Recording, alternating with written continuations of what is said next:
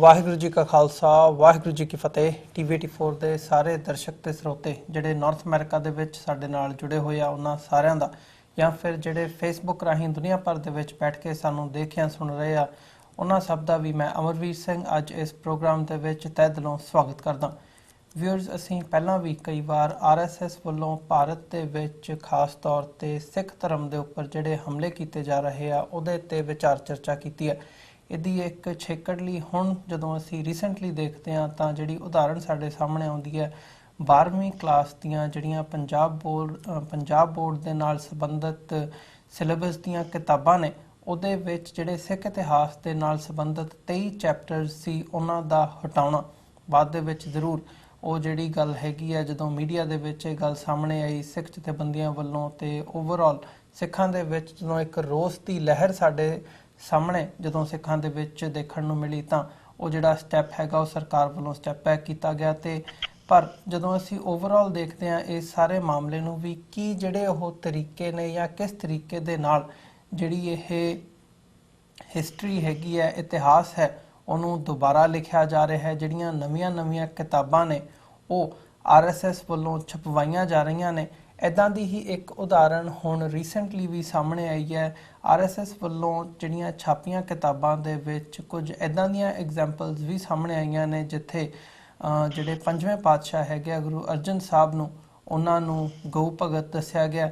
10ਵੇਂ ਪਾਤਸ਼ਾਹ ਦੇ ਹਵਾਲੇ ਦੇ ਨਾਲ 1699 ਦੀ ਵਿਸਾਖੀ ਮੌਕੇ ਜਦੋਂ 10ਵੇਂ ਪਾਤਸ਼ਾਹ ਨੇ ਸੀਸ ਦੀ ਮੰਗ ਕੀਤੀ ਸੀ 80,000 ਦੇ ਇਕੱਠ ਦੇ ਵਿੱਚ, ਤਾਂ ਉਦੋਂ ਇਹ ਵੀ ਗੱਲ ਕਿਤੇ ਨਾ ਕਿਤੇ ਕਹੀ ਗਈ ਹੈ ਕਿ ਉਦੋਂ ਤੰਬੂ ਦੇ ਵਿੱਚ ਜਿਹੜੇ ਬੱਕਰੇ ਸੀ ਉਹ ਮੌਜੂਦ ਸਨ। ਸੋ ਡਾਇਰੈਕਟਲੀ ਇਨਡਾਇਰੈਕਟਲੀ ਹਰ ਚੀਜ਼ ਨੂੰ ਜਿਹੜੀ ਹੈਗੀ ਹੈ ਜੋ ਸਿੱਖ ਫੇਥ ਦੇ ਨਾਲ ਸਿੱਖ ਇਤਿਹਾਸ ਦੇ ਨਾਲ ਸੰਬੰਧਿਤ ਹੈ ਉਹਨੂੰ ਢਾਹ ਲਾਉਣ ਦੀ ਜਿਹੜੀ ਕੋਸ਼ਿਸ਼ ਹੈ ਉਹ ਉੱਦਾਂ ਦੀਆਂ ਜਿਹੜੀਆਂ ਐਗਜ਼ਾਮਪਲਸ ਨੇ ਜਾਂ ਘਟਨਾਵਾਂ ਨੇ ਉਹ ਸਾਡੇ ਸਾਹਮਣੇ ਆ ਰਹੀਆਂ ਨੇ। ਸੋ ਇਹ ਸਾਰਾ ਮਾਮਲਾ ਕੀ ਹੈ, ਇਹਦੀ ਡੈਪਥ ਕੀ ਹੈ ਤੇ ਇਹਦੇ ਪਿੱਛੇ ਮਕਸਦ ਕੀ ਹੈ, ਇਹਦੇ ਤੇ ਅੱਜ ਅਸੀਂ ਵਿਚਾਰ ਚਰਚਾ ਕਰਾਂਗੇ। ਇਸ ਗੱਲਬਾਤ ਦੇ ਲਈ ਅੱਜ ਸਾਡੇ ਨਾਲ ਟੋਰਾਂਟੋ ਤੋਂ ਮੀਡੀਆ ਪਰਸਨੈਲਿਟੀ ਸਰਦਾਰ ਹਰਪ੍ਰੀਤ ਸਿੰਘ ਸਾਡੇ ਨਾਲ ਫੋਨ ਲਾਈਨ ਤੇ ਜੁੜੇ ਹੋਏ ਆ। ਆਓ ਉਹਨਾਂ ਨਾਲ ਮਿਲ ਕੇ ਅੱਜ ਦੀ ਵਿਚਾਰ ਚਰਚਾ ਦੀ ਸ਼ੁਰੂਆਤ ਕਰਦੇ ਹਾਂ। ਹਾਂਜੀ ਹਰਪ੍ਰੀਤ ਸਿੰਘ ਜੀ, ਤੁਹਾਡਾ ਸਵਾਗਤ ਹੈ ਜੀ ਪ੍ਰੋਗਰਾਮ ਦੇ ਵਿੱਚ। ਵਾਹਿਗੁਰੂ ਜੀ ਕਾ ਖਾਲਸਾ ਵਾਹਿਗੁਰੂ ਜੀ ਕੀ ਫਤਿਹ।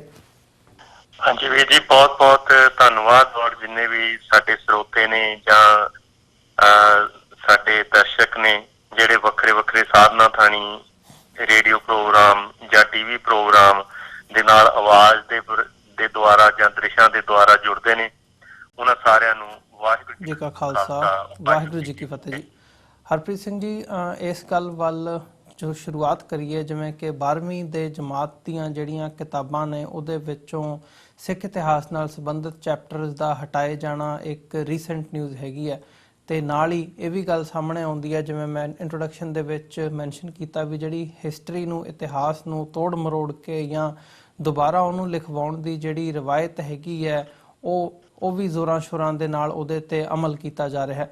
ਸੋ ਕੀ ਕਹਿਣਾ ਚਾਹੋਗੇ, ਇਹ ਦੋ ਘਟਨਾਵਾਂ ਜਦੋਂ ਸਾਡੇ ਸਾਹਮਣੇ ਨੇ ਅੱਜ ਅਸੀਂ ਗੱਲਬਾਤ ਕਰ ਰਹੇ ਹਾਂ, ਵੀ ਕੀ ਕਾਰਨ ਕੀ ਹੈ ਇਹਦੇ ਪਿੱਛੇ, ਇਹ ਸਾਰੇ ਜਿਹੜੇ ਇਹ ਪੈਂਤੜੇ ਚੱਲੇ ਜਾ ਰਹੇ ਆ ਇਹਨਾਂ ਦਾ ਮਕਸਦ ਕੀ ਹੈ?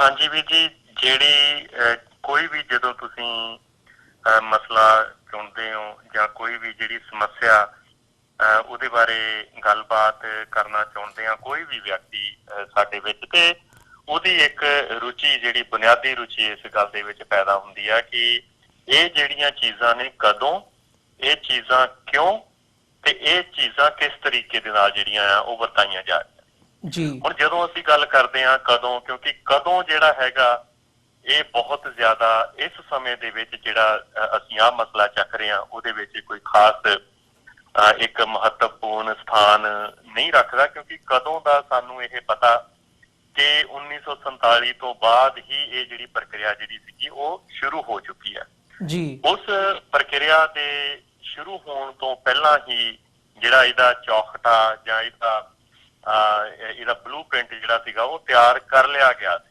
1947 ਤੋਂ ਪਹਿਲਾਂ ਹੀ, ਕਿਉਂਕਿ ਗੋਰਿਆਂ ਦੇ ਵੇਲੇ ਇਹ ਪ੍ਰਕਿਰਿਆ ਜਿਹੜੀ ਹੈਗੀ ਆ ਮੁੱਖ ਰੂਪ ਦੇ ਵਿੱਚ ਸ਼ੁਰੂ ਹੁੰਦੀ ਹੈ ਜਦੋਂ 1849 ਦੇ ਵਿੱਚ ਸਿੱਖ ਰਾਜ ਨੂੰ ਆਪਣੇ ਬ੍ਰਿਟਿਸ਼ ਰਾਜ ਦੇ ਵਿੱਚ ਜਦੋਂ ਉਹਨੂੰ ਸ਼ਾਮਲ ਕਰ ਲਿਆ ਗਿਆ ਸੀ, ਤੇ ਸਭ ਤੋਂ ਜਿਹੜੀ ਪਹਿਲੀ ਚੁਣੌਤੀ ਜਿਹੜੀ ਗੋਰਿਆਂ ਦੇ ਵਿੱਚ ਜਾਂ ਬ੍ਰਿਟਿਸ਼ ਲੋਕਾਂ ਦੇ ਵਿੱਚ ਇਹ ਸੀ ਕਿ ਇਹਨਾਂ ਲੋਕਾਂ ਨੂੰ ਜਿਹੜੇ ਇਹ ਸਿੱਖ ਨੇ, ਜਿਹੜੇ ਆਪਣੀ ਸਵੈ ਰੱਖਿਆ ਆਪ ਕਰਨੀ ਜਾਣਦੇ ਨੇ, ਔਰ ਉਹਨਾਂ ਦੇ ਵਿੱਚ ਕਿਉਂ ਸਵੈ ਰੱਖਿਆ ਕਰਦੇ ਨੇ, ਕਿਉਂਕਿ ਉਹਨਾਂ ਦੇ ਵਿੱਚ ਇੱਕ ਆਜ਼ਾਦੀ ਵਾਲਾ ਜਿਹੜਾ ਮੁੱਖ ਤੌਰ ਦੇ ਉੱਤੇ ਕੰਟੈਂਟ ਹੈਗਾ, ਮੁੱਦਾ ਹੈਗਾ, ਉਹ ਬਹੁਤ ਉਹਨਾਂ ਦੇ ਮਾਨਸਿਕਤਾ ਦੇ ਵਿੱਚ ਪ੍ਰਬਲ ਹੈ।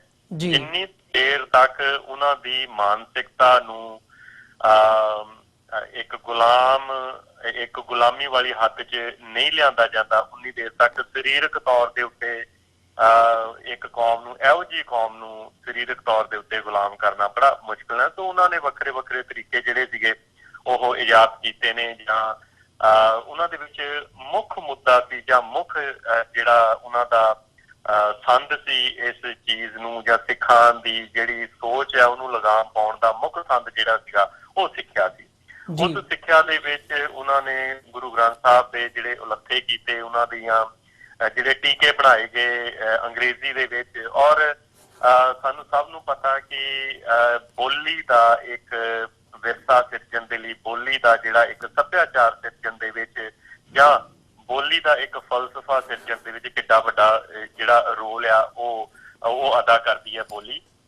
ਔਰ ਇਹੀ ਕਾਰਨ ਸੀ ਕਿ ਸਾਹਿਬ ਸ੍ਰੀ ਗੁਰੂ ਨਾਨਕ ਦੇਵ ਜੀ ਪਾਤਸ਼ਾਹ, ਜਿਨ੍ਹਾਂ ਨੇ ਇੱਕ ਨਵੇਂ ਪੰਥ ਦੀ ਨੀਂਹ ਰੱਖੀ ਸੀ, ਉਸ ਪੰਥ ਨੂੰ ਅੱਗੇ ਪੜਾਅ ਦਰ ਪੜਾਅ ਵਧਾਉਣ ਦੇ ਲਈ ਗੁਰੂ ਅੰਗਦ ਦੇਵ ਪਾਤਸ਼ਾਹ ਨੇ, ਦੂਸਰੇ ਪਾਤਸ਼ਾਹ ਨੇ ਜਿਹੜੀ ਗੁਰਮੁਖੀ ਲਿਪੀ ਜਿਹੜੀ ਹੈਗੀ ਆਜ਼ਾਦ ਕੀਤੀ ਸੀ। ਅਦਰਵਾਈਜ਼ ਪੰਜਾਬੀ ਬੋਲੀ ਜਿਹੜੀ ਸੀਗੀ ਉਹ ਤਾਂ ਗੁਰੂ ਸਾਹਿਬਾਨਾਂ ਦੇ ਆਉਣ ਤੋਂ ਵੀ ਬਹੁਤ ਦੇਰ ਪਹਿਲਾਂ, 5-6 ਸਦੀਆਂ ਪਹਿਲਾਂ ਤੋਂ ਵੀ ਜਿਹੜੀ ਹੈਗੀ ਆ ਉਹ ਬੋਲੀ ਜਾਂਦੀ ਸੀ। ਸੋ ਉਸ ਬੋਲੀ ਦਾ ਉਸ ਜਿਹੜਾ ਉਹ ਟੈਕਸਟ ਹੈਗਾ, ਖਾਸ ਤੌਰ ਦੇ ਉੱਤੇ ਜਿਸ ਟੈਕਸਟ ਦੇ ਵਿੱਚ ਸਾਡੇ ਸਿਧਾਂਤ ਲਿਖੇ ਹੋਏ ਨੇ, ਸਿੱਖ ਸਿਧਾਂਤ ਲਿਖੇ ਹੋਏ ਨੇ, ਉਚਾਰੇ ਹੋਏ ਨੇ, ਉਹ ਨਸ਼ਟ ਕਰਨੀ, ਜਾਂ ਜਿਹੜੀਆਂ ਚੀਜ਼ਾਂ ਜਿਹੜੀਆਂ ਸੋਚਾਂ ਉਸ ਬੋਲੀ ਦੇ ਵਿੱਚ ਪਰੋਈਆਂ ਗਈਆਂ, ਉਹਨਾਂ ਨੂੰ ਕਿਸੇ ਹੋਰ ਬੋਲੀ ਦੇ ਵਿੱਚ ਜਦੋਂ ਤੁਸੀਂ ਤਰਜਮਾ ਕਰਦੇ ਹੋ ਤੇ ਉਹਦੇ ਜਿਹੜੇ ਸੂਖਮ ਪ੍ਰਭਾਵ ਨੇ,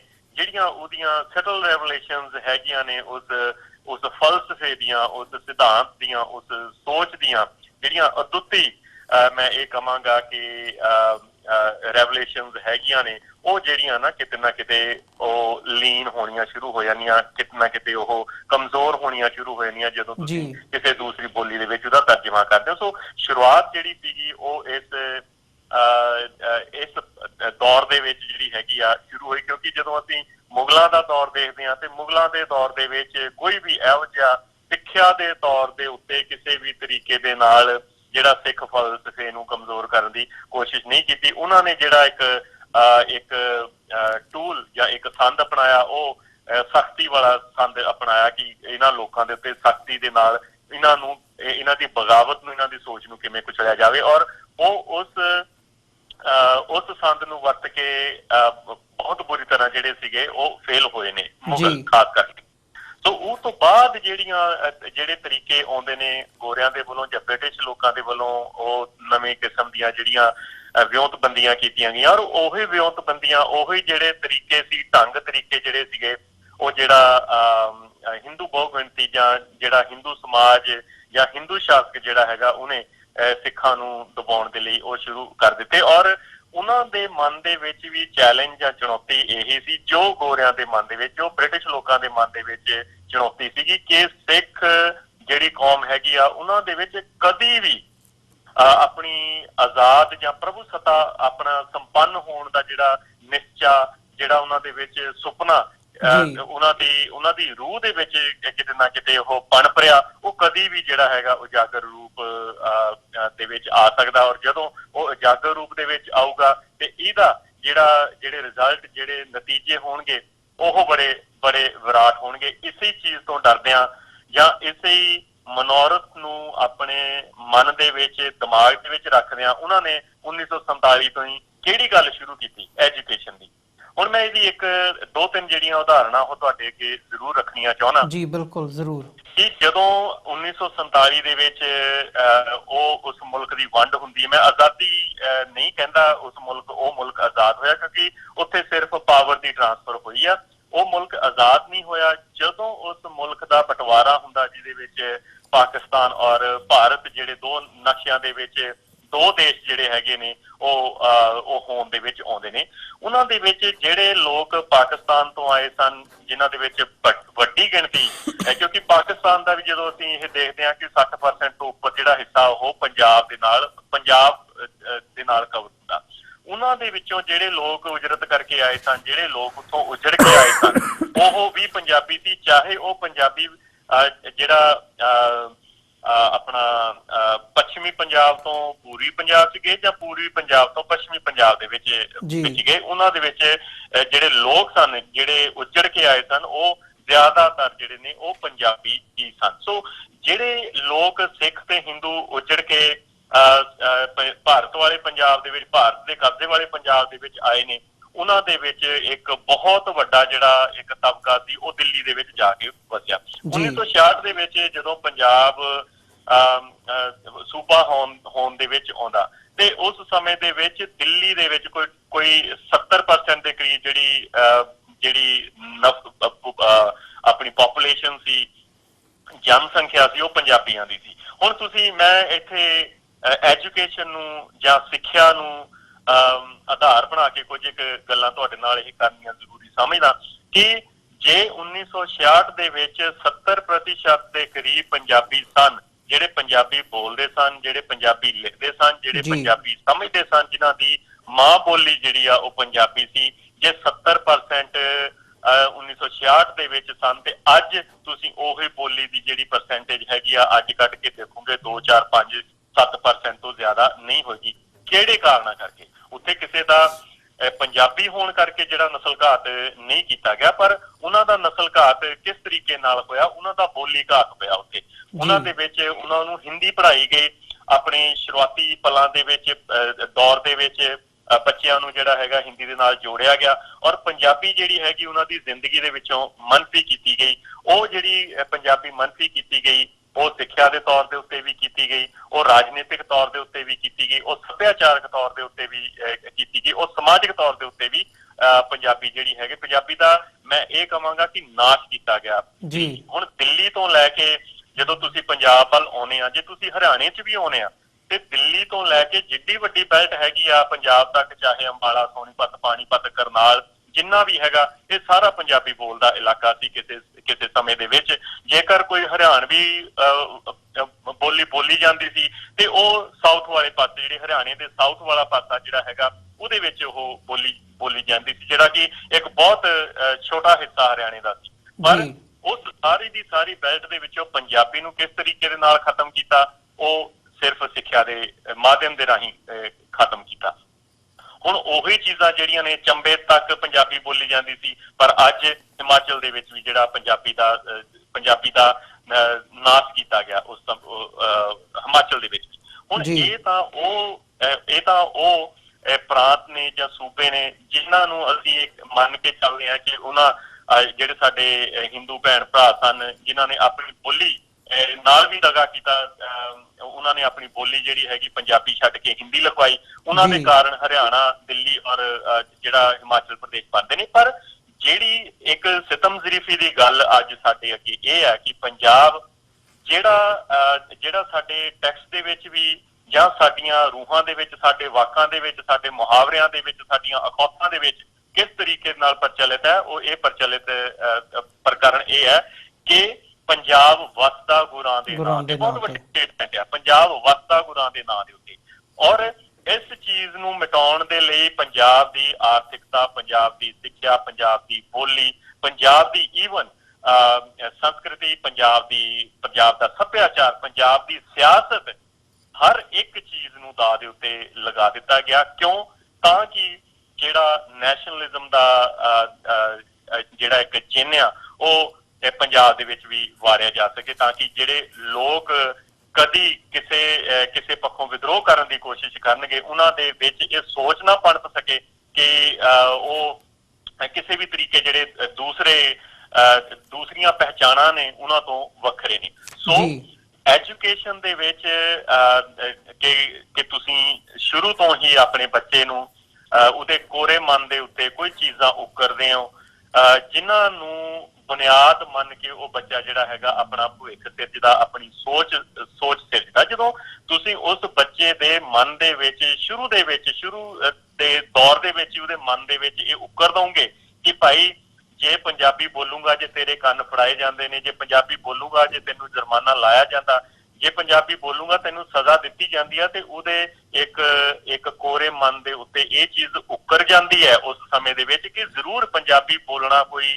ਇੱਕ ਬਹੁਤ ਵੱਡਾ ਗੁਨਾਹ ਹੋਏਗਾ। ਯਾਨੀ ਕਿ ਉਹਨੂੰ ਉਹਦੇ ਮਨ ਦੇ ਵਿੱਚ ਇੱਕ ਅਹਿਸਾਸ ਕਮਤਰੀ ਪੈਦਾ ਕੀਤਾ ਜਾਂਦਾ ਹੈ ਕਿ ਇਨਫੀਰੀਅਰਿਟੀ ਕੰਪਲੈਕਸ ਜਿਹੜਾ ਹੈਗਾ ਉਹਦੇ ਦਿਮਾਗ ਦੇ ਵਿੱਚ ਇਹ ਪੈਦਾ ਕੀਤਾ ਜਾਂਦਾ ਛੋਟੀ ਉਮਰ ਦੇ ਵਿੱਚ, ਜਿਹੜਾ ਕਿ ਉਹਦੇ ਚਿਰਸਥਾਈ ਉਹਦੇ ਮਨ ਦੇ ਉੱਤੇ ਅਸਰ ਕਰਦਾ, ਉਹਦੀ ਸ਼ਖਸੀਅਤ ਦੇ ਉੱਤੇ ਅਸਰ ਕਰਦਾ, ਉਹਦੀ ਸੋਚ ਦੇ ਉੱਤੇ ਅਸਰ ਕਰਦਾ। ਔਰ ਦੇਖੋ ਇਹ ਕਿੰਨਾ ਇੱਕ ਸਸਤਾ ਢੰਗ ਹੈ ਕਿ ਤੁਸੀਂ ਸਿਰਫ ਕਰਿਕੂਲਮ ਜਾਂ ਪਾਠਕ੍ਰਮ ਦਾ ਕੁਝ ਇੱਕ ਹਿੱਸਾ ਜਿਹੜਾ ਹੈਗਾ ਤੁਸੀਂ ਬਦਲ ਦੋ। ਦੇਖੋ ਸਾਇੰਸ ਨੂੰ ਤੁਸੀਂ ਬਦਲ ਨਹੀਂ ਸਕਦੇ ਜੀ, ਜਾਂ ਇਹ ਕਹਿ ਲਓ ਕਿ ਸਾਇੰਸ ਬਦਲਦੀ ਰਹਿੰਦੀ ਆ, ਜੇ ਬਦਲਦੀ ਰਹਿੰਦੀ ਆ ਉਹ ਆਪਣੇ ਆਪ ਨੂੰ ਨਵਿਆਉਂਦੀ ਰਹਿੰਦੀ ਆ। ਜੇ ਤੁਸੀਂ ਹਿਸਾਬ ਕਿਤਾਬ ਜਾਂ ਮੈਥਮੈਟਿਕਸ ਹੈਗਾ ਉਹਦੀਆਂ ਜੋ ਵੀ ਥਿਊਰਮਾਂ ਪਹਿਲਾਂ ਸੀਗੀਆਂ ਉਹ ਚੱਲਦੀਆਂ, ਜੇ ਉਹ ਬਦਲਦੀਆਂ ਤੇ ਉਹਦੇ ਤੇ ਕਿਸੇ ਨੂੰ ਇਤਰਾਜ਼ ਨਹੀਂ ਹੁੰਦਾ। ਹੁਣ ਕਿਹੜੀ ਗੱਲ ਦੇ ਉੱਤੇ ਇਤਰਾਜ਼ ਹੁੰਦਾ? ਇਤਰਾਜ਼ ਹੁੰਦਾ ਸਾਹਿਤ ਦੇ ਉੱਤੇ, ਇਤਰਾਜ਼ ਹੁੰਦਾ ਧਰਮ ਦੇ ਉੱਤੇ, ਇਤਰਾਜ਼ ਹੁੰਦਾ ਹਿਸਟਰੀ ਦੇ ਉੱਤੇ ਜਾਂ ਇਤਿਹਾਸ ਦੇ ਉੱਤੇ। ਕਿਉਂਕਿ ਉਹ ਸਾਡੀ ਮਾਨਸਿਕਤਾ ਦੇ ਨਾਲ, ਸਾਡੀ ਸੋਚ ਦੇ ਨਾਲ, ਸਾਡੇ ਜੀਣ ਦੇ ਢੰਗ ਤਰੀਕੇ ਦੇ ਨਾਲ ਜਿਹੜਾ ਬੜੇ ਠੋਸ ਰੂਪ ਦੇ ਵਿੱਚ ਸਾਡੇ ਨਾਲ ਜੁੜਿਆ ਹੁੰਦਾ। ਔਰ ਸਾਡੀਆਂ ਜਿਹੜੀਆਂ ਸੋਚ ਦੀਆਂ ਤੰਦਾਂ ਇਹਨਾਂ ਚੀਜ਼ਾਂ ਤੋਂ ਬਹੁਤ ਬੁਰੀ ਤਰ੍ਹਾਂ ਪ੍ਰਭਾਵਿਤ ਹੁੰਦੀਆਂ, ਚੰਗੀ ਤਰ੍ਹਾਂ ਵੀ ਔਰ ਬੁਰੀ ਤਰ੍ਹਾਂ ਵੀ ਪ੍ਰਭਾਵਿਤ ਹੁੰਦੀਆਂ, ਕਿਉਂਕਿ ਸਾਡੀ ਸੋਚ ਦਾ ਤਰੀਕਾ, ਸਾਡੇ ਰਹਿਣ ਸਹਿਣ ਦਾ ਤਰੀਕਾ, ਸਾਡੇ ਵਿਚਰਨ ਦਾ ਤਰੀਕਾ, ਸਾਡੇ ਜਿਉਣ ਦਾ ਤਰੀਕਾ ਜਿਹੜਾ ਹੈਗਾ ਸਾਡੀਆਂ ਇਹਨਾਂ ਮਨੌਤਾਂ ਦੇ ਉੱਤੇ ਉਹਨਾਂ ਦੇ ਉੱਤੇ ਸਥਾਪਿਤ ਹੋਇਆ ਹੁੰਦਾ। ਔਰ ਜਦੋਂ ਇਹਨਾਂ ਮਨੌਤਾਂ ਨੂੰ ਤੋੜਨ ਦੀ ਕੋਸ਼ਿਸ਼ ਕੀਤੀ ਜਾਂਦੀ ਆ ਮਕਾਰੀ ਦੇ ਨਾਲ, ਕਿਉਂਕਿ ਇਤਿਹਾਸਕ 1947 ਨੇ 1947 ਹੀ ਰਹਿਣਾ, ਚਾਹੇ ਉਹ ਤੁਸੀਂ 1948 ਚ ਸਮਝ ਲਓ ਤੇ ਚਾਹੇ ਉਹ ਤੁਸੀਂ 2352 ਚ ਸਮਝ ਲਓ। 1947 ਨੇ 1947 ਰਹਿਣਾ, 1984 ਨੇ 1984 ਰਹਿਣਾ। ਹੁਣ ਸਿੱਖਿਆ, ਇੱਕ ਮੈਂ ਤੁਹਾਨੂੰ ਐਗਜ਼ਾਮਪਲ ਇਹ ਦਿੱਤੀ ਸੀ ਕਿ ਕਿਸ ਤਰੀਕੇ ਦੇ ਨਾਲ ਜਿਹੜੀ ਬੋਲੀ ਆ ਉਹ ਬਦਲ ਦਿੱਤੀ ਗਈ, ਉਹਨਾਂ ਲੋਕਾਂ ਦੇ ਮਨਾਂ ਦੇ ਵਿੱਚੋਂ ਬੋਲੀ ਦਾ ਪਿਆਰ ਜਿਹੜਾ ਹੈਗਾ ਉਹ ਕੱਢ ਦਿੱਤਾ ਗਿਆ। ਜਦੋਂ ਬੋਲੀ ਦਾ ਪਿਆਰ, ਪੰਜਾਬੀ ਦੇ ਪ੍ਰਤੀ ਬੋਲੀ ਦਾ ਪਿਆਰ ਇੱਕ ਤਾਂ ਐਜੂਕੇਸ਼ਨ ਲੈਵਲ ਦੇ ਉੱਤੇ, ਪਰ ਇਹ ਹਿੱਸਾ ਆ ਸਾਰਾ ਸਿੱਖਿਆ ਦਾ। ਮੈਨੂੰ ਇਹ ਲੱਗਦਾ ਕਿ ਮੈਂ ਜ਼ਿਆਦਾ ਸਮਾਂ ਇਹਦੇ ਤੇ ਲੈਣਾ ਚਾਹਾਂਗਾ ਕਿਉਂਕਿ ਇਹ ਬਹੁਤ ਬੁਨਿਆਦੀ ਨੁਕਤਾ ਹੈਗਾ। ਅਸੀਂ ਬੁਨਿਆਦ ਸਾਡੀ ਕਮਜ਼ੋਰ ਹੋਣ ਕਰਕੇ ਜਿਹੜਾ ਸਾਡਾ ਪ੍ਰਕਰਣ ਆ, ਜਿਹੜਾ ਸਾਡਾ ਬਿਰਤਾਂਤ ਹੈ, ਜਿਹੜਾ ਸਾਡਾ ਨੈਰੇਟਿਵ ਹੈ ਉਹ ਪ੍ਰੋਪਰਲੀ ਜਿਹੜਾ ਉਹ ਸਿਰਜ ਨਹੀਂ ਹੁੰਦਾ। ਸੋ ਇਸ ਗੱਲ ਨੂੰ ਮੈਂ ਜ਼ਰੂਰ ਕਿ ਸਿੱਖਿਆ ਦੇ ਕਿਹੜੇ ਤੌਰ ਤਰੀਕੇ ਹੋ ਸਕਦੇ। ਸਿੱਖਿਆ ਜਿਹੜੀ ਹੈਗੀ ਤੁਹਾਨੂੰ ਫਿਲਮਾਂ ਦੇ ਵਿੱਚ ਵੀ ਸਿੱਖਿਆ ਮਿਲੂਗੀ, ਸਿੱਖਿਆ ਜਿਹੜੀ ਹੈਗੀ ਆ ਤੁਹਾਡੇ ਪਾਠਕ੍ਰਮ ਦੇ ਵਿੱਚ ਸਿੱਖਿਆ ਵੀ ਮਿਲੂਗੀ, ਸਿੱਖਿਆ ਜਿਹੜੀ ਹੈਗੀ ਆ ਤੁਹਾਨੂੰ ਮੀਡੀਆ ਦੇ ਵਿੱਚ ਜੋ ਕੁਝ ਚੱਲਦਾ, ਸਾਡੇ ਨਾਟਕਾਂ ਦੇ ਵਿੱਚ ਜੋ ਕੁਝ ਚੱਲਦਾ, ਉਹਨਾਂ ਦੇ ਵਿੱਚੋਂ ਸਿੱਖਿਆ ਮਿਲਦੀ ਆ, ਜਿਹਦੇ ਨਾਲ ਸਾਡੀਆਂ ਜਿਹੜੀਆਂ ਰੂਹਾਂ ਤੱਕ ਪ੍ਰਭਾਵਿਤ ਹੁੰਦੀਆਂ। ਸਾਡੀ ਤਰਜ਼ੇ ਜ਼ਿੰਦਗੀ ਇਕੱਲੀ ਪ੍ਰਭਾਵਿਤ ਨਹੀਂ, ਸਾਡੀਆਂ ਰੂਹਾਂ ਤੱਕ ਜਿਹੜੀਆਂ ਉਹ ਇਸ ਗੱਲ ਤੋਂ ਪ੍ਰਭਾਵਿਤ ਹੋ ਜਾਂਦੀਆਂ। ਸੋ ਇੱਕ ਗੱਲ ਮੈਂ ਤੁਹਾਨੂੰ ਇਹ ਦੱਸੀ ਕਿ ਬੋਲੀ ਦੇ ਨਾਲ ਕਿਸ ਤਰੀਕੇ ਦੇ ਨਾਲ ਛੇੜਛਾੜ ਕਰਕੇ ਜਾਂ ਇੱਕ ਬੋਲੀ ਨੂੰ ਨੀਵਾਂ ਦੱਸ ਕੇ ਕਿਸ ਤਰੀਕੇ ਦੇ ਨਾਲ ਜਿਹੜੇ ਸਾਡੇ ਬੱਚਿਆਂ ਦੇ ਮਨਾਂ ਦੇ ਵਿੱਚੋਂ ਆਪਣੀ ਬੋਲੀ ਦੇ ਲਈ ਪਿਆਰ ਜਿਹੜਾ ਉਹ ਖਤਮ ਕੀਤਾ। ਇੱਕ ਵਾਰ ਬੋਲੀ ਦੇ ਪ੍ਰਤੀ ਪਿਆਰ ਖਤਮ ਹੁੰਦਾ ਤੇ ਬੋਲੀ ਦੀ ਮੌਤ ਜਿਹੜੀ ਹੈਗੀ ਆ ਉਹ ਬਿਲਕੁਲ ਤੈਅ ਹੈ। ਔਰ ਇਹ ਐਗਜ਼ਾਮਪਲ ਜਿਹੜੀ ਹੈਗੀ ਆ 2009 ਦੇ ਵਿੱਚ ਅੰਡੇਮਾਨ ਨਿਕੋਬਾਰ ਦੀ ਇੱਕ ਬੋਲੀ ਬੋ ਸੀ, ਜਿਹਦਾ ਅਖੀਰਲਾ ਜਿਹੜਾ ਬੰਦਾ ਸੀਗਾ ਜਾਂ ਵਿਅਕਤੀ ਸੀ ਜਿਹੜਾ ਉਸ ਬੋਲੀ ਨੂੰ ਬੋਲਣ ਵਾਲਾ ਸੀ ਜਾਂ ਉਸ ਬੋਲੀ ਦਾ ਜਾਣਕਾਰ ਸੀ, 2009 ਦੇ ਵਿੱਚ ਉਹਦੀ ਮੌਤ ਹੁੰਦੀ ਹੈ। ਔਰ 2009 ਦੇ ਵਿੱਚ ਉਹਦੀ ਮੌਤ ਹੋਣ ਦੇ ਨਾਲ ਉਸ ਬੋਲੀ ਦੀ ਜਿਹੜੀ ਹੈਗੀ ਆ ਅੱਜ ਦੁਨੀਆ ਤੋਂ ਉਹ ਬੋਲੀ ਮਿਟ ਗਈ ਹੈ। ਸੋ ਇਸ ਚੀਜ਼ ਨੂੰ ਉਹ ਕਿਉਂ ਮਿਟ ਗਈ ਹੈ? ਉਹ ਬੋਲੀ ਬਹੁਤ ਅਮੀਰ ਬੋਲੀ ਸੀ, ਉਹ ਬੋਲੀ ਵੀ, ਕਿਉਂਕਿ ਉਹਨਾਂ ਦੇ ਵਿੱਚ ਜਿਹੜੀਆਂ ਰਿਸ਼ਤੇਦਾਰੀਆਂ ਦੇ ਲਈ ਨਾਂ ਦਿੱਤੇ ਗਏ ਸਨ ਉਹ ਬਹੁਤ ਵਿਲੱਖਣ ਸੀਗੇ। ਜਿਵੇਂ ਸਾਡੀਆਂ ਰਿਸ਼ਤੇਦਾਰੀਆਂ ਦੇ ਵਿੱਚ ਜਦੋਂ ਇਹ ਕਹਿ ਲਓ ਕਿ ਜਦੋਂ ਕਿਸੇ ਔਰਤ ਦਾ ਮਰਦ ਜਿਹੜਾ ਹੈਗਾ ਉਹ ਫੌਤ ਹੋ ਜਾਂਦਾ, ਉਹਦੀ ਮੌਤ ਹੁੰਦੀ ਆ, ਤੇ ਉਸ ਔਰਤ ਨੂੰ ਕੀ ਕਹਿੰਦੇ ਆ? ਜਿਸ ਮਰਦ ਦੀ ਔਰਤ ਫੌਤ ਹੋ ਜਾਂਦੀ ਆ, ਮੌਤ ਹੋ ਜਾਂਦੀ ਆ, ਉਸ ਮਰਦ ਨੂੰ ਕੀ ਕਹਿੰਦੇ ਨੇ?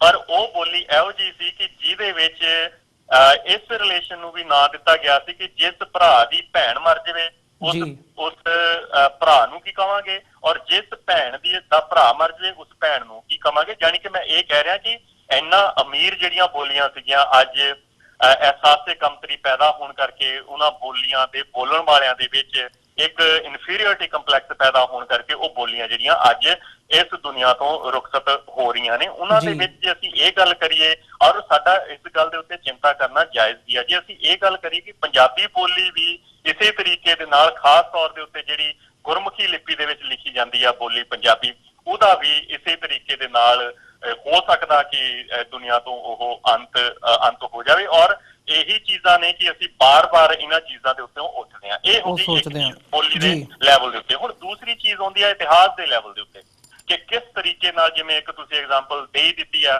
ਕਿ ਇਤਿਹਾਸ ਦੇ ਵਿੱਚ ਜਦੋਂ ਗੁਰੂ ਸਾਹਿਬ ਨੇ ਖਾਲਸਾ ਪੰਥ ਦੀ ਸਿਰਜਣਾ ਕੀਤੀ ਸੀ ਕਿ ਉਹਨਾਂ ਦੇ ਵਿੱਚ ਬੱਕਰੇ ਝਟਕਾਏ ਗਏ ਸੀ ਜਾਂ ਨਹੀਂ ਝਟਕਾਏ ਗਏ ਸੀ। ਹੁਣ ਸਾਡਾ ਇਹ ਸੋਚਣਾ ਨਹੀਂ ਬਣਦਾ ਕਿ ਉਹਦੇ ਵਿੱਚ ਬੱਕਰੇ ਝਟਕਾਏ। ਜਿਹੜੀ ਚੀਜ਼ ਗੁਰੂ ਨੇ ਪਰਦੇ ਪਿੱਛੇ ਕੀਤੀ ਉਹਦਾ ਕੋਈ ਕਾਰਨ ਸੀਗਾ ਕਿ ਗੁਰੂ ਸਾਹਿਬ ਨੇ ਉਸ ਚੀਜ਼ ਨੂੰ ਪਰਦੇ ਦੇ ਪਿੱਛੇ ਹੀ ਰਹਿਣ ਦਾ ਇੱਕ ਸੰਕਲਪ ਲਿਆ ਹੋਣਾ, ਕਿਉਂਕਿ ਤਾਂ ਹੀ ਇਹ ਗੱਲ ਸੀਗੀ ਕਿ ਗੁਰੂ ਨੇ ਉਹ ਚੀਜ਼ ਪਰਦੇ ਦੇ ਪਿੱਛੇ ਕੀਤੀ। ਪਰ ਸਾਡੀ ਅੱਜ ਇਹ ਟੈਂਡੈਂਸੀ ਬਣ ਚੁੱਕੀ ਹੈ ਕਿ ਅਸੀਂ ਇਹ ਖੋਜਣ ਦਾ ਯਤਨ ਕਰ ਰਹੇ ਹਾਂ ਕਿ ਗੁਰੂ ਸਾਹਿਬ ਨੇ ਪਰਦੇ ਦੇ ਪਿੱਛੇ ਕੀ ਕੀਤਾ। ਸੋ ਇਹੋ ਜਿਹੀਆਂ ਬਹੁਤ ਸਾਰੀਆਂ ਹਿਸਟਰੀ ਦੇ ਵਿੱਚ, ਜ਼ਰੂਰੀ ਨਹੀਂ ਕਿ ਇਹ ਹਿਸਟਰੀ ਦੇ ਪਾਠਕ੍ਰਮ ਦੇ ਵਿੱਚ ਆਉਣਗੀਆਂ, ਇਹ ਸਾਡੇ ਨਾਟਕਾਂ ਦੇ ਵਿੱਚ ਵੀ ਆ ਰਹੀਆਂ ਨੇ।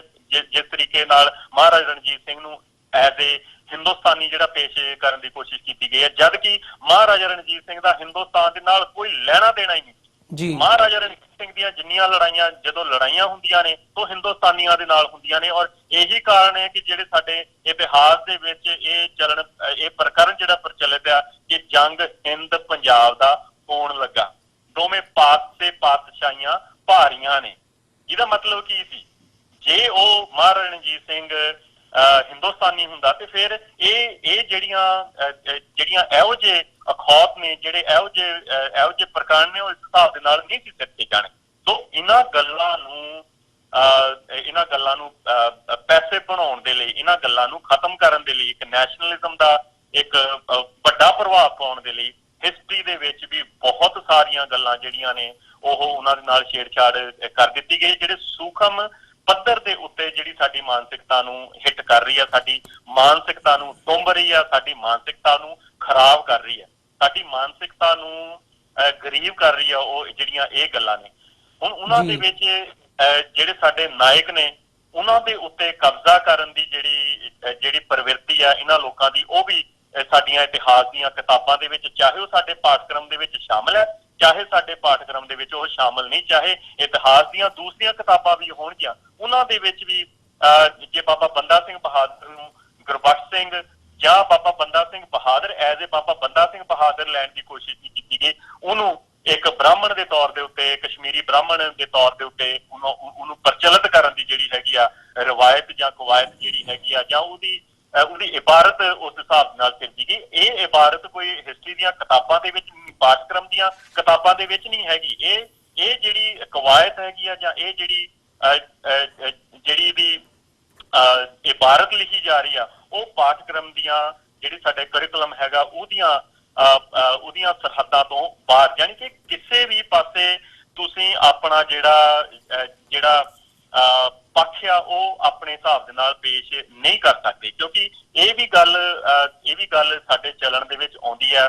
ਬਹੁਤ ਸਾਰੇ ਲੋਕਾਂ ਨੇ ਇਹ ਗੱਲ ਲਿਖੀ ਵੀ ਆ ਆਪਣੀਆਂ ਵੱਖਰੀਆਂ ਲਿਖਤਾਂ ਦੇ ਵਿੱਚ ਵੀ, ਕਿ ਜਿਹੜਾ ਇਤਿਹਾਸ ਹੁੰਦਾ ਉਹ ਸਟੇਟ ਦੀਆਂ ਯਾਦਾਂ ਹੁੰਦੀਆਂ, ਉਹ ਕੋਈ ਲੋਕਾਂ ਦੀਆਂ ਯਾਦਾਂ ਨਹੀਂ ਹੁੰਦੀਆਂ, ਕਿਉਂਕਿ ਸਟੇਟ ਉਹ ਖਾਸ ਕਰਕੇ ਉਹ ਸਟੇਟ ਜਿਹੜੀ ਮਕਾਰ ਹੁੰਦੀ ਆ, ਖਾਸ ਕਰਕੇ ਉਹ ਸਟੇਟ ਜਿਹੜੀ ਭਾਰਤ ਵਰਗੀ ਕਮਜ਼ੋਰ ਹੁੰਦੀ, ਜਿਹਦੀ ਜ਼ਹਿਨੀਅਤ ਕਮਜ਼ੋਰ ਆ, ਜਿਹੜੀ ਆਪਣੀ ਕਮਜ਼ੋਰੀ ਦੇ ਬਲ ਦੇ ਉੱਤੇ ਕੋਈ ਰਾਜ ਕਰਨਾ ਚਾਹੁੰਦੇ ਹੁੰਦੇ ਨੇ। ਮੈਂ ਇਸ ਚੀਜ਼ ਨੂੰ ਮੈਂ ਫੇਰ ਦੁਹਰਾਉਣਾ ਚਾਹੁੰਦਾ, ਜਿਹੜੀ ਆਪਣੀ ਕਮਜ਼ੋਰੀ ਦੇ ਬਲ ਦੇ ਉੱਤੇ ਕਿਤੇ ਰਾਜ ਸਿਰਜਣਾ ਚਾਹੁੰਦੇ ਹੁੰਦੇ ਨੇ, ਉਹ ਇਹੋ ਜਿਹੀਆਂ ਕਮੀਨੀਆਂ ਹਰਕਤਾਂ ਜਿਹੜੀਆਂ ਨੇ ਉਹ ਕਰਦੇ ਨੇ, ਇਹੋ ਜਿਹੀਆਂ ਮਕਾਰੀਆਂ ਦਾ ਉਹ ਸਾਥ ਹਮੇਸ਼ਾ ਹੀ ਲੈਂਦੇ ਨੇ। ਔਰ ਇਹੀ ਕਾਰਨ ਹੈ ਕਿ ਸਾਡੇ ਕੋਲ ਅੱਜ ਇਹੋ ਜਿਹੇ ਪ੍ਰੋਗਰਾਮ ਜਿਹੜੇ ਨੇ ਉਹ ਇਸੇ ਗੱਲ ਦੇ ਉੱਤੇ ਕਰਨੇ ਪੈ ਰਹੇ ਨੇ ਕਿ ਭਾਈ ਉੱਥੋਂ ਸਵਾਲ ਇਹ ਨਹੀਂ ਕਿ ਪਾਠਕ੍ਰਮ ਦੇ ਵਿੱਚ ਕੀ ਬਦਲ ਦਿੱਤਾ ਤੇ ਕੀ ਨਵਾਂ ਲੈ ਆਂਦਾ, ਪਰ ਪਾਠਕ੍ਰਮ ਦੇ ਵਿੱਚ ਸਿੱਖ ਇਤਿਹਾਸ ਕੱਢਿਆ ਗਿਆ। ਹੁਣ ਉਹਨੂੰ ਇਹ ਕਹਿ ਦੇਣਾ ਕਿ ਉਹ 8ਵੀਂ ਕਲਾਸ 'ਚ ਸੀ, ਉਹ 9ਵੀਂ ਕਲਾਸ ਸੀ, ਉਹ 10ਵੀਂ ਕਲਾਸ ਸੀ, ਇਹ ਸਿਰਫ ਇੱਕ ਛਲਾਵਾ ਦੇਣ ਵਾਲੀਆਂ ਗੱਲਾਂ ਨੇ।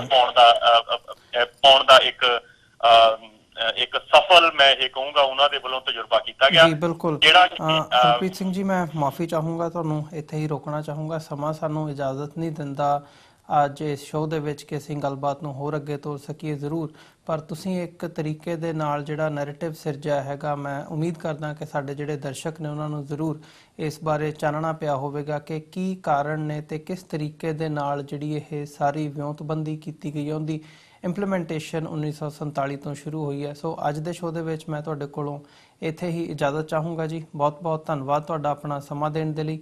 ਵਾਹਿਗੁਰੂ ਜੀ ਕਾ ਖਾਲਸਾ, ਵਾਹਿਗੁਰੂ ਜੀ ਕੀ ਫਤਿਹ ਜੀ। ਜੀ ਵੀਰ ਜੀ, ਤੁਹਾਡਾ ਵੀ ਬਹੁਤ ਬਹੁਤ ਸ਼ੁਕਰੀਆ ਜੀ, ਔਰ ਸਾਰੇ ਸਰੋਤਿਆਂ ਨੂੰ ਤੇ ਦਰਸ਼ਕਾਂ ਨੂੰ ਵਾਹਿਗੁਰੂ ਜੀ ਕਾ ਖਾਲਸਾ, ਵਾਹਿਗੁਰੂ ਜੀ ਕੀ ਫਤਿਹ ਜੀ। ਵਿਊਅਰਸ, ਇਸ ਸਨ ਟੋਰਾਂਟੋ ਤੋਂ ਮੀਡੀਆ ਪਰਸਨੈਲਿਟੀ ਸਰਦਾਰ ਹਰਪ੍ਰੀਤ ਸਿੰਘ। ਉਮੀਦ ਕਰਦੇ ਹਾਂ ਅੱਜ ਦੀ ਗੱਲਬਾਤ ਤੁਹਾਨੂੰ ਪਸੰਦ ਆਈ ਹੋਵੇਗੀ। ਸਰਦਾਰ ਹਰਪ੍ਰੀਤ ਸਿੰਘ ਦਾ ਜੋ ਜਿਵੇਂ ਉਹਨਾਂ ਨੇ ਬਿਆਨ ਵੀ ਕੀਤਾ ਵੀ ਇਹ ਜਿਹੜੀ ਸਾਰੀ ਕਵਾਇਦ ਹੈਗੀ ਹੈ, ਹੁਣ ਸਿੱਖਿਆ ਦੇ ਹਵਾਲੇ ਨਾਲ ਜਿਹੜੀਆਂ ਤਬਦੀਲੀਆਂ ਕੀਤੀਆਂ ਜਾ ਰਹੀਆਂ ਨੇ, ਇਹ 1947 ਤੋਂ ਬਾਅਦ ਸ਼ੁਰੂ ਹੁੰਦੀ ਹੈ। ਕਿਵੇਂ ਬੋਲੀ ਤੇ ਹਮਲਾ ਕੀਤਾ ਜਾਂਦਾ ਹੈ, ਇਤਿਹਾਸ ਦੇ ਨਾਲ ਛੇੜਛਾੜ ਕੀਤੀ ਜਾਂਦੀ ਹੈ, ਤੇ ਮੋਟਿਵ ਉਹਨਾਂ ਦਾ ਕਹਿਣਾ ਹੈ ਕਿ ਡਾਇਰੈਕਟਲੀ ਇਹੀ ਹੈ ਕਿ ਸਾਰੇ ਜਿਹੜਾ ਖਿੱਤਾ ਹੈਗਾ ਉਹਨੂੰ ਇੱਕ ਬੋਲੀ ਦੇ ਆਧਾਰ ਦੇ ਉੱਤੇ ਹਿੰਦੀ ਹਿੰਦੂ ਹਿੰਦੁਸਤਾਨ ਦੀ ਜਿਹੜੀ ਨੀਤੀ ਹੈਗੀ ਹੈ ਉਸੇ ਦੇ ਤਹਿਤ ਇੱਕ ਨੈਸ਼ਨਲਿਜ਼ਮ ਦਾ ਜਿਹੜਾ ਏਜੰਡਾ ਹੈਗਾ ਉਹਨੂੰ ਪਰਸਿਊ ਕੀਤਾ ਜਾ ਰਿਹਾ ਹੈ। ਸੋ ਇਹਦੇ ਵਿੱਚ ਕਿਤੇ ਨਾ ਕਿਤੇ ਡਾਇਰੈਕਟਲੀ ਜਿਹੜਾ ਹੈਗਾ ਸਾਡੇ ਸੱਭਿਆਚਾਰ ਨੂੰ, ਸਾਡੀ ਬੋਲੀ ਨੂੰ, ਸਾਡੇ ਕਲਚਰ ਨੂੰ, ਸਾਡੇ ਧਰਮ ਨੂੰ ਨਿਸ਼ਾਨਾ ਬਣਾਇਆ ਜਾ ਰਿਹਾ ਹੈ। ਸੋ ਅੱਜ ਦੇ ਇਸ ਪ੍ਰੋਗਰਾਮ ਦੇ ਵਿੱਚ ਅਸੀਂ ਤੁਹਾਡੇ ਕੋਲੋਂ ਵੀ ਇੱਥੇ ਹੀ ਇਜਾਜ਼ਤ ਚਾਹਾਂਗੇ। ਜਾਂਦੇ ਜਾਂਦੇ ਤੁਹਾਡੇ ਚਰਨਾਂ ਦੇ ਵਿੱਚ ਵੀ ਬੇਨਤੀ ਕਰਦੇ ਹਾਂ ਕਿ ਇਸ ਪ੍ਰੋਗਰਾਮ ਨੂੰ, ਇਸ ਟੀਵੀ ਚੈਨਲ ਨੂੰ ਅੱਗੇ ਵਧਾਉਣ ਦੇ ਲਈ ਸਾਨੂੰ ਤੁਹਾਡੀ ਸਹਾਇਤਾ ਦੀ ਲੋੜ ਹੈ। TV 84 ਨੂੰ ਅੱਗੇ ਵਧਾਉਣ ਲਈ, ਚੱਲਦਾ ਰੱਖਣ ਦੇ ਲਈ ਤੁਸੀਂ ਸਾਨੂੰ ਸਾਡੀ ਵੈਬਸਾਈਟ ਤੇ ਜਾ ਕੇ ਡੋਨੇਟ ਕਰ ਸਕਦੇ ਹੋ www.tv84.tv ਤੇ ਜੇ ਚੈੱਕ ਰਾਹੀਂ ਡੋਨੇਸ਼ਨਸ ਭੇਜਣੀਆਂ ਚਾਹੁੰਦੇ ਹੋ ਤਾਂ TV 84 ਦੇ ਨਾਮ ਦਾ ਚੈੱਕ ਬਣਾ ਕੇ ਤੁਸੀਂ ਸਾਨੂੰ ਸਾਡੇ ਐਡਰੈਸ ਤੇ ਮੇਲ ਕਰ ਸਕਦੇ ਹੋ। 3601 37th Avenue, Long Island City, New York 11101। Website ਇੱਕ ਵਾਰ ਫਿਰ ਰਿਪੀਟ ਕਰਦੇ ਹਾਂ www.tv84.tv। ਇਸੇ ਦੇ ਨਾਲ ਵਿਊਅਰਸ, ਅਸੀਂ ਅੱਜ ਦੇ ਪ੍ਰੋਗਰਾਮ ਦੇ ਵਿੱਚ ਤੁਹਾਡੇ ਕੋਲੋਂ ਇੱਥੇ ਹੀ ਇਜਾਜ਼ਤ ਚਾਹਾਂਗੇ। ਕੱਲ ਨੂੰ ਦੁਬਾਰਾ ਤੁਹਾਡੇ ਨਾਲ ਫਿਰ ਮੁਲਾਕਾਤ ਹੋਵੇਗੀ। ਤਦ ਤੱਕ ਲਈ ਇਜਾਜ਼ਤ ਦਿਓ ਜੀ। ਵਾਹਿਗੁਰੂ ਜੀ ਕਾ ਖਾਲਸਾ, ਵਾਹਿਗੁਰੂ ਜੀ ਕੀ ਫਤਿਹ।